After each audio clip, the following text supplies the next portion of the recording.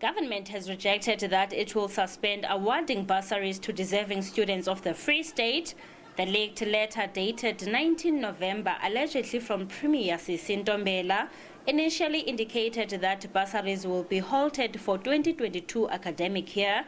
This includes the top 100 matriculants who usually qualify for being awarded bursaries. Earlier this year, bursary holders had challenges of registering on time. This after the bursary from Premier's office paid late. Those who are studying abroad had their fair share of financial challenges. Government had 230 million rand budgeted for this year's bursary. If these allegations are true and they stand, it would obviously have a devastating impact on the students that have been funded by the Office of the Premier and those that would potentially be funded and subsequently their families. However, what we can promise is that we will not allow that will not happen.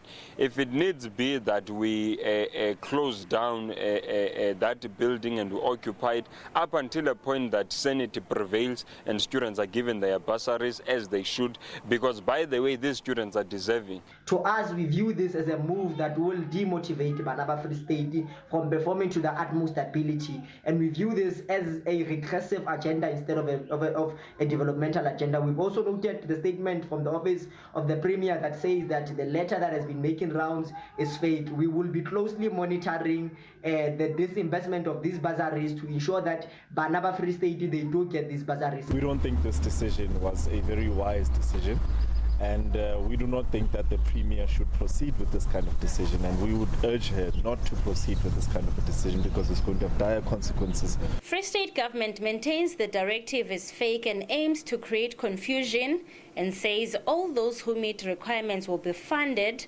Students who are bursary holders will also continue to be funded.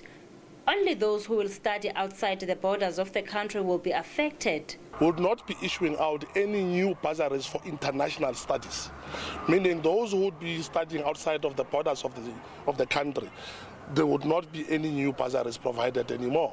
However, for those who have already received and who are currently completing their studies, government will continue to honor the contractual obligations up until such a time that they've concluded and they are able to get their qualifications. The provincial government has admitted that it had challenges in the Department of Bursaries and are working on rectifying that, but has failed to disclose its budget for the 2022 academic year. Aphumelele Mdlalane, SABC News, Bloemfontein.